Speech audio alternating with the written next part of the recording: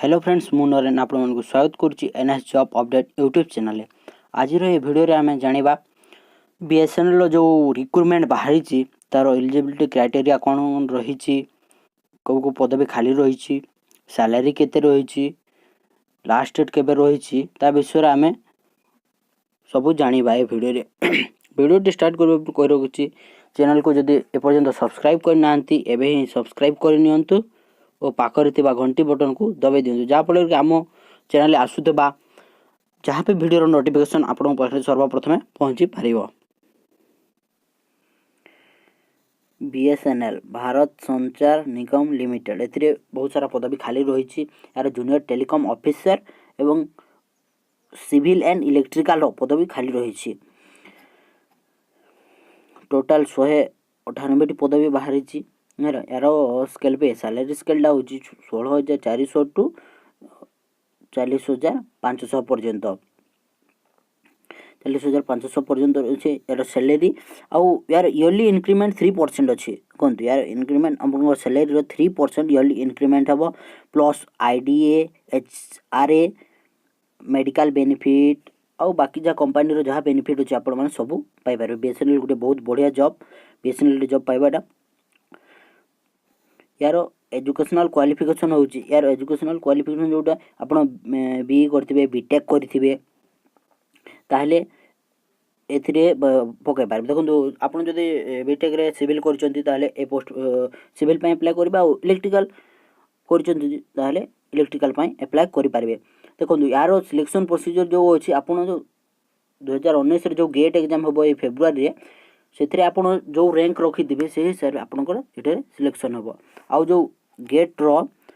13 digit registration ID अच्छी सेटा आपन ए फॉर्म फिलअप कला टाइम रे आपन को दबा को पड़ो।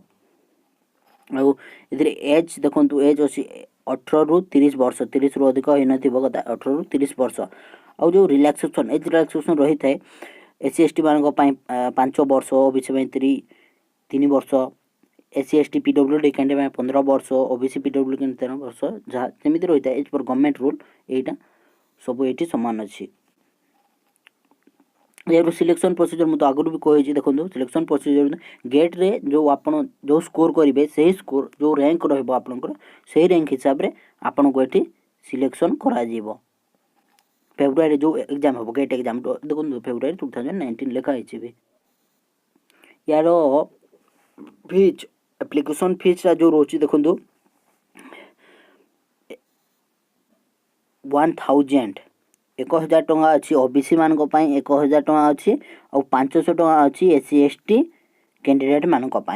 यहाँ नेट बैंकिंग वो क्रेडिट कार्ड वो डेबिट कार्ड आप पे करें। आउ यार जो ऑनलाइन फॉर्म फिलअप स्टार्ट हो 11 तारीख स्टार्ट हम और लास्ट डेट हूँ 12 मार्च 11 फेब्रुआरी स्टार्ट हम और 12 मार्च रे यार फॉर्म फिलअप सर। देखो ओडिशा आम अच्छी 7टी टोटाल अच्छी ओडिशा टोटाल 7टी अच्छी